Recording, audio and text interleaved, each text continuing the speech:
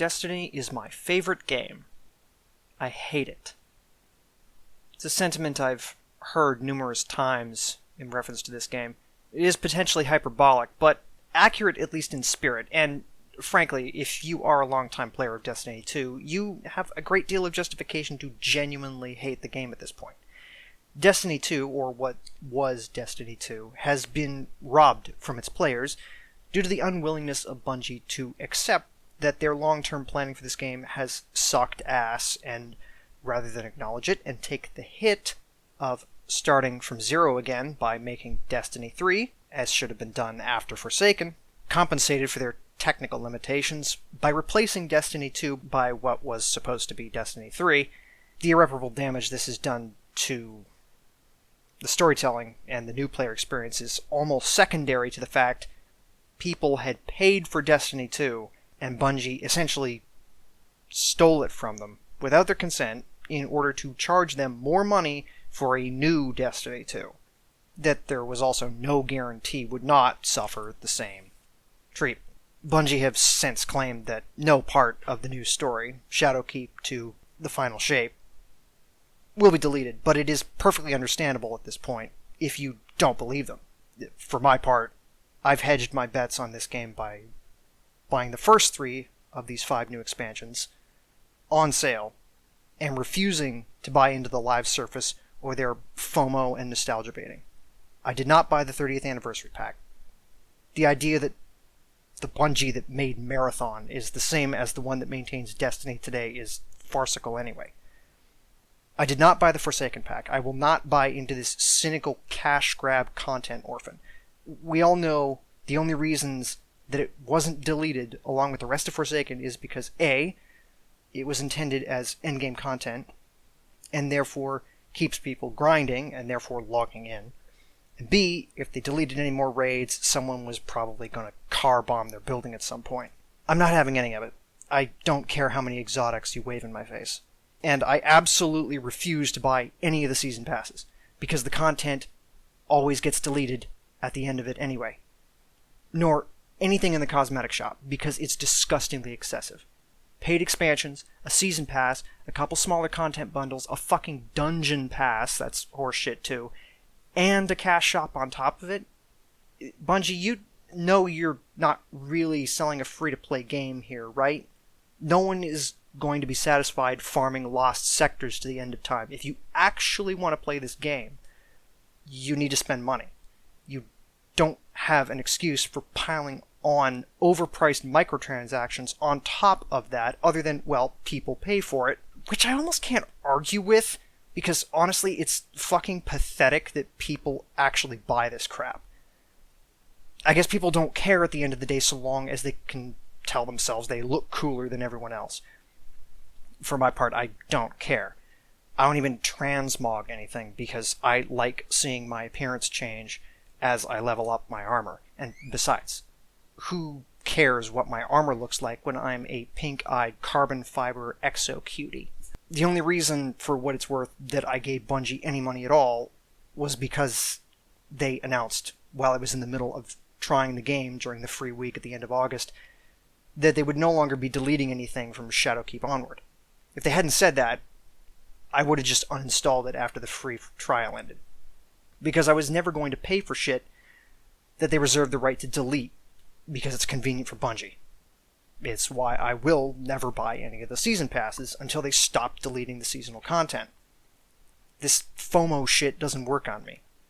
Given that the only reason I can claim to have an overall positive experience with the game is because I did my research before buying anything and planned how I would engage with the game before even playing it.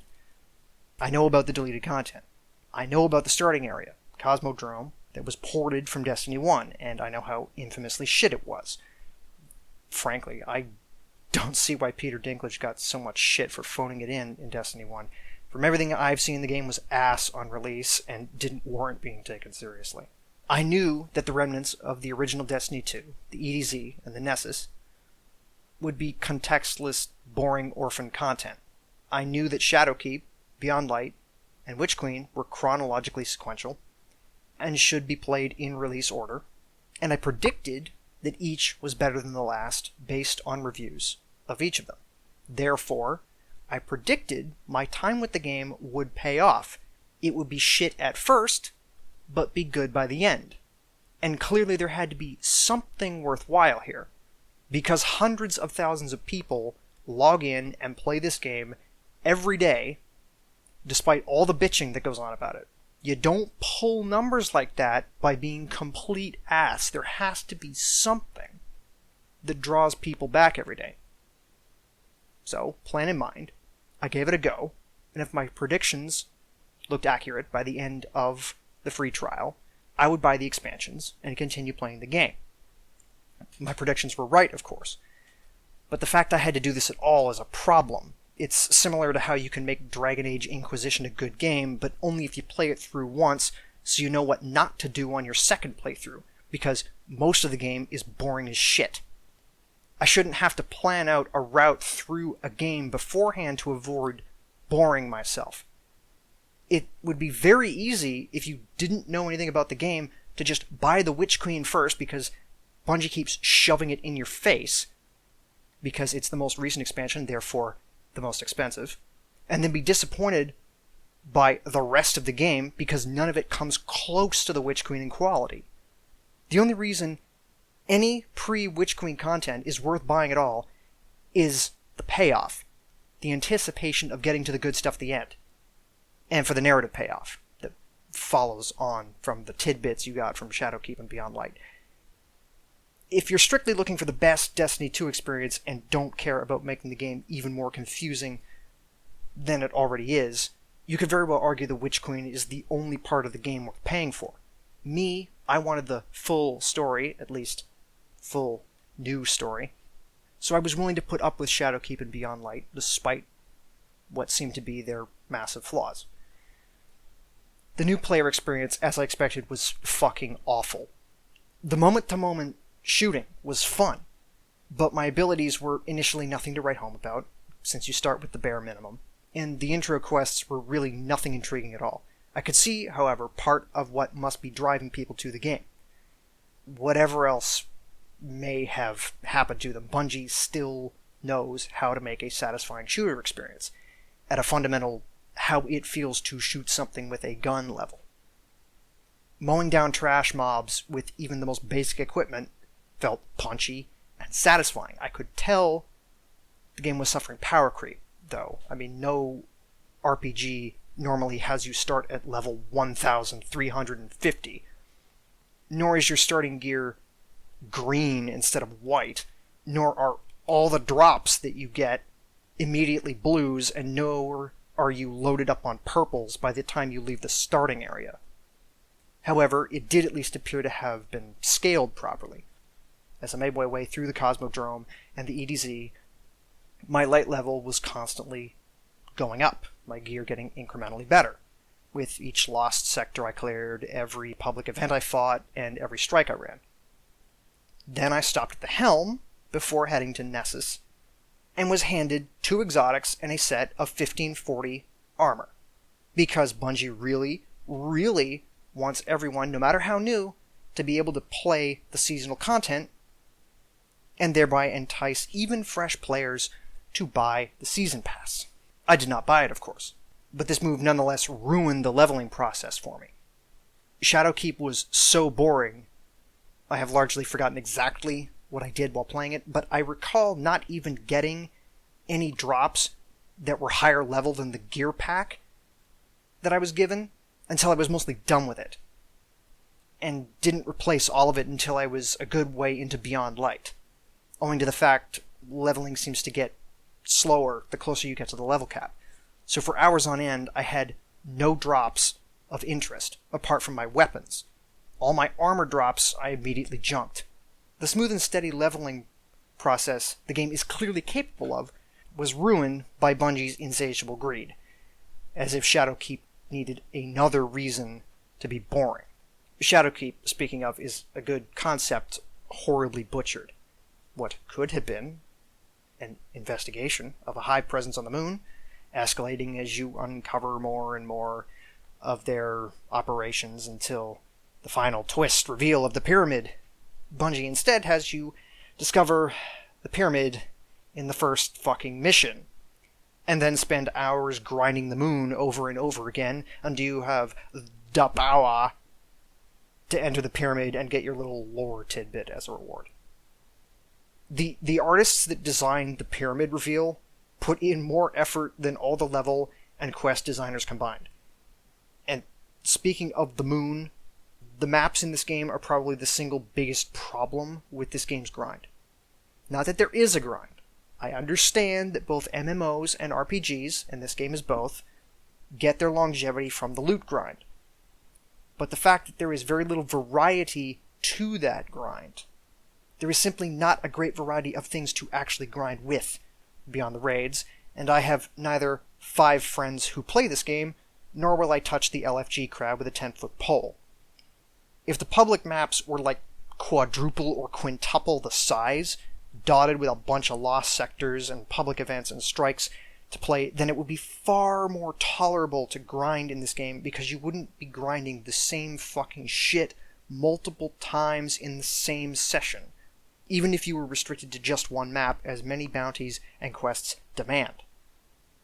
The maps are pathetically tiny and limited for what is supposed to be an MMO.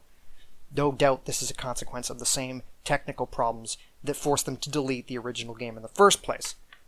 But all that proves is that the game should never have been an MMO in the first place, if it wasn't technically possible to actually make one. Even the Witch Queen can't escape this flaw. While the strikes may be fun, and the campaign fantastic, the Throne World map is tiny and boring, and I have no desire whatsoever to grind Finch's vendor level there, at all. This is why I can't bring myself to grind for anything, except to progress the main quests, which hurts Beyond Light quite a bit, because that campaign is already bare bones and laden with grinding as it is. But once you've defeated the villain of the week in the form of Aramis, the actual meat of the expansion is the grind to unlock all your stasis abilities. I initially played along with that until the point it started asking me to grind Gambit to progress, at which point I gave up and switched back to my Void build. There is no way a game like this, by the way, can have a fair or balanced PvP, and given the game had just had me grind Vanguard, I surmised that even if I sucked it up and did Gambit, it would next ask me to grind Crucible. So I didn't even start. Bungie has some real gall, by the way, to gate class progression behind a mode they themselves don't put any effort into improving and that nobody really likes. And it's for that reason I actually ended up liking Beyond Light less than Shadowkeep, despite having more meat on its bones. Europa as a map was far less interesting than the Moon, both aesthetically and tactically, notwithstanding the vista overlooking the pyramid. And the post-campaign stasis grind was insultingly excessive. Shadowkeep didn't demand weeks of your time to grind out fragments, for all its other faults. The only true positives of my time on Europa were getting No Time to Explain and The Lament, which formed the backbones of my Void and Solar builds going into the Witch Queen. There's 3 things I want to note at this juncture. One is the dog shit writing. Beyond Light couldn't seem to square the prior characterization of the darkness as pure evil with its desire to give you darkness powers. The argument for such can be made, but it seems no one at Bungie was good enough at argumentation to actually write it, because the justification given by Elsie Bray is entirely unconvincing, verging on incoherent, and the player character's motivation for going along with her plan basically doesn't exist.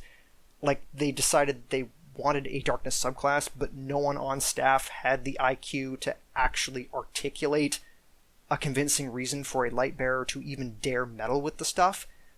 It's embarrassing. At least Shadowkeep's exposition was so infrequent and threadbare it doesn't even have the opportunity to be actively shit. I also can't help but feel the entire concept of Clovis Bray building Exos on Europa was criminally underexplored. The fact there wasn't a single piece of dialogue or quest or anything for my Exo character is frankly just baffling. And the worst part is this isn't the worst of it. The trace elements of the original game you can find in the dialogue during strikes in the EDZ and Nessus tell me that the writing in the cut campaigns was probably even worse than this. Like, actively painful to listen to. Look, I like Nathan Fillion as much as the next guy, but good fucking lord, the lines they had him say in this game's original strikes are so fucking bad, I thought my eyes were going to roll into my brain cavity. I can't imagine how fucking cringe the original campaign must have been. And no, I haven't looked it up on YouTube to confirm, because if Bungie doesn't care enough about it to not delete it, then I don't give a shit about it either. The second thing I want to note, conversely, is how good the class leveling actually is, aside from the stasis grind. You can buy all your main abilities rather quickly, but fine-tuning with fragments takes a while, since they're 25k each, which meant I slowly refined my character over time. I started with Arc, and I finished building that out by Shadowkeep, settling on an Ionic Trace grenade spam build using the Risk Runner. After that, I got all my Void fragments, settling on a Barrier Camper Overshield build that made me genuinely feel like an unkillable wall. And finally, I did Solar, going into the Witch Queen, primarily as a melee build, using the Lament, which was a totally different way to play. By halfway through the Witch Queen, I had everything for all the subclasses unlocked, and was free to finish the game however I chose. I doubt this was intentional, given it was only recently, the day before I started playing in fact, that the last of the old subclasses was done away with, but I was very happy it turned out this way, as if to compensate for the gear leveling being ruined.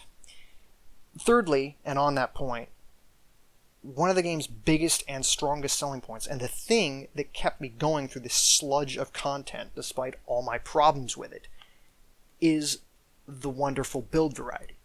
ARPGs are supposed to be defined by this, given that they eschew all non-combat role-playing. Yet traditional Diablo clones have the inevitable problem that in a tactile sense, no matter what your build, you mostly just end up clicking on things like a spastic and playing your ability keys like a piano, spending more time staring at the cooldown timers and your mana bar than the actual actions you're performing. It's not even comparable in the slightest to the visceral experience of a first-person shooter. It gets boring real fast. And Borderlands had the opposite problem. Disclosure, I've only played Borderlands 1 and like half of 2 before I got bored of it. I can't speak to the rest of the series. It was focused almost entirely on the gunplay and gun drops, and lacked builds. Each character had a strictly predefined playstyle you couldn't really deviate from. Right? If you played as Mordecai, for instance, you had one special ability, the Bird, and bonuses to using pistols and sniper rifles. So guess what you did for the entire game? You sicked the Bird on people, you sniped them, and you skill shot them with pistols. For the entire game. Alright, it got old real fast. In Destiny, by contrast, even within just my Titan class, I have a ton of variety. I can do a melee build, I can do an Overshield build, I could try to make a Devour build, or an Ionic Trace build, or an Amplify build, or Restoration build. Like, there's so many things I can do just with one class based on the aspects and fragments alone, never mind synergistic exotics. And I can swap on the fly. The only thing I had to commit to was being a Titan. Everything else I can swap to on the fly as I wish. It allows me to constantly change how I play so I never get bored of any one playstyle. Especially since actually acting out these different styles is so much more kinetic and engaging than the mindless clicking of a Diablo clone. I've seen people complain that Destiny is too much about abilities now and not enough about gunplay, but first-person ARPG combat is such a fun novelty compared to how many standard shooters there are, I simply can't understand why these people want anything else. There's a million other pure shooters out there. The whole point of this game is being a first-person ARPG, a subgenre it shares only with Borderlands, which is much more boring, and The Elder Scrolls, which is clunky as shit and set in a much more generic fantasy setting than Destiny. While I'm talking about builds, it would be remiss of me not to mention mods and how shit their acquisition is. A limited RNG selection from 2 vendors is probably the worst way they could have done it, short of a paywall. And on top of that, the game never tells you about it either. I only belatedly realized that these were the primary mod sources in the game, as I eventually discovered that the game doesn't have any traditional vendors. Bungie seems to have realized that if you lock absolutely everything behind some kind of grind wall, it keeps player numbers high. So rather than let you just go to a store and buy what you want, you have to get most rewards by grinding something, usually bounties, for each vendor. And when you can buy direct, the prices are usually ridiculous and require their own grind to acquire the needed currency. See Master Rahul. You can always refuse to do it, but they're hoping you'll suffer from FOMO and do it anyway, and that trick seems to have worked on most people. Speaking of vendors, the game's absolute hostility to new players extends to them too. Until this Wednesday, I had absolutely no idea that Xur wasn't just the Dares of Eternity reward vendor, and that he pops up in different spots a few days a week selling exotics. As such, as of writing this, I have never visited Xur even once in this capacity, and I've gone through the entire game. Because the game doesn't tell you he does this, so unless someone who already knows tells you, the only way you'd ever find that out is by randomly stumbling across him. Luckily, despite all this, my time with the game has, as predicted, ended on a positive note. A very positive note, actually. The jump in quality from Beyond Light to the Witch Queen is so dramatic, it's almost unbelievable. It's as if Bungie has finally remembered how to design FPS levels and encounters properly, something they appear to have been struggling with after Halo Reach.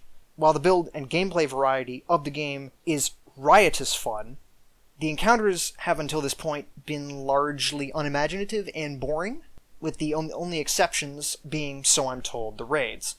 A whole host of easily dispatchable trash mobs surrounding bosses that are usually easily vanquished with a liberal application of rockets and supers, i.e. the most trite and bog-standard ARPG encounter design imaginable. There is more thought put into every enemy type and placement and level layout in any given moment in the Witch Queen than in pretty much any non-raid section of the rest of the game. A Halo-esque deliberateness and intelligence that asks the player to actually think through how they approach it, helped immensely by the legendary difficulty, which, frankly, should just be the default difficulty of the entire game, as it is almost universally too easy, once you have a proper build set up, outside of this campaign and again the raids, or so I understand. In fact, if I may go on a slight tangent, I believe the superfluous difficulty of most of the game's combat is part of the reason it's so boring. If you are so hard to kill, and even if you do die, you instantly resurrect with no penalty in all but a few areas, there's basically no challenge to overcome. There's nothing to engage with. You're just moving through a shooting gallery, rolling dice for loot drops. A change as simple as resurrecting all the enemies you've killed whenever you die would do wonders for the game. As it is, most of the game is mindless, and I don't feel at all compelled to even try to not die, because it does not matter at all whether I do or not. Going back to the Witch Queen, not only is it the first time since they worked on Halo they've been firing on all gameplay cylinders, although I can't speak for Destiny 1 or the OG Destiny 2, to be fair, but it seems to be the first time since Halo fucking 2 that they've actually told an engaging narrative either. Joe Staten's Halo 3 and Destiny 1 stories were both ditched by Bungie execs, for the former to turn it into an intentionally dumbed-down dude bro shooter, and for the latter, a slapdash open-ended story for their open-ended game. Neither were very good. If the snippets I have are anything to go by, old Destiny 2 was cringe as shit as well. Shadowkeep barely has a story, and Beyond Lights is told terribly. The Witch Queen has actual stakes, several good twists, 2 intriguing antagonists, one that is well fleshed out, Savathun, and another that is still mysterious and yet to be fully explained, the Traveler. Moral ambiguity, lore drops, and a dramatic final reveal of the villain. I mean, shit, I'm pretty sure the cutscene where Zavala flips out about Savathun's resurrection is the single greatest concentration of character development he's ever gotten, and it's like 4 lines of dialogue. It, along with my RNG fortune, makes me genuinely excited for Lightfall, assuming Bungie doesn't somehow forget how to make good content again. When I say RNG, I refer to the fact that finishing the campaign, and by the way, that boss fight with Savathun, which takes up most of the last level, is the greatest fight in the entire game. I got to level 35 season rank, and therefore I got the Delicate Tomb.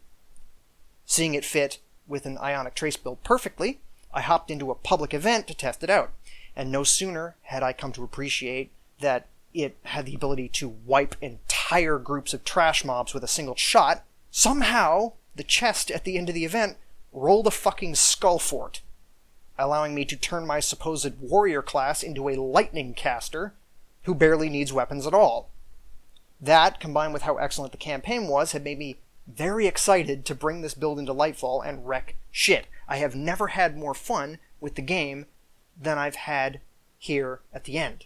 Having said that, the shit I had to go through to get to this point was only worth it because I planned my path through this game properly. It would have been very easy to do this out of order or get bogged down in grinding if I didn't know what I was getting into and lose all motivation to continue. And the game itself makes no effort to try to give you an optimized experience. It just wants you to buy the season pass right fucking now and buy skins in the shop. And in any case, someone with less patience than me might not even be able to get through all the mediocrity to get to the good bits. But buying only the good bits leaves you even more in the dark about what the fuck is going on than is the case already due to the deleted content, and forces you to miss out on exotics and a subclass and raids and such. There is truly no perfect experience with this game. You must sacrifice something. You must either sacrifice world building and narrative coherence and game longevity for gameplay quality, or you must sacrifice gameplay quality for gameplay longevity and narrative coherence. I find it difficult to go one way or the other, whether to recommend all the expansions despite their numerous flaws for the long-term payoff, or just the Witch Queen for a shorter, contextless, but much higher quality experience, and which you do will affect your overall judgment of the game. Ironically, the more you play of it, the less you are likely to enjoy it overall. The Witch Queen alone I would give like an 8 out of 10, but I'd give both Beyond Light and Shadowkeep like a 5, and only because the moment-to-moment gameplay is still good. The actual game design is pretty bad. And the miscellaneous old bits of Destiny 2, I'd give like a 3. I don't regret buying the full story per se, but I can easily see how someone could absolutely hate it, especially since the beginning of the game, as a new player, is confusing, poorly designed crap that doesn't properly show off what the game has to offer, and is probably turning new players off every single day. If the quality of the Witch Queen extends to the next 2 expansions, then the game will end up in a fairly positive state, the dogshit PvP and open world notwithstanding. But unless the beginning of the game is totally redone to properly get noobs into the game, understand how it works, and what is going on, Bungie will continue to have a very hard time convincing anyone of that. Though honestly, they may not care. They seem to have settled on milking whales rather than growing their player base. An unfortunate and unnecessary tack, but one that permits them to be lazy.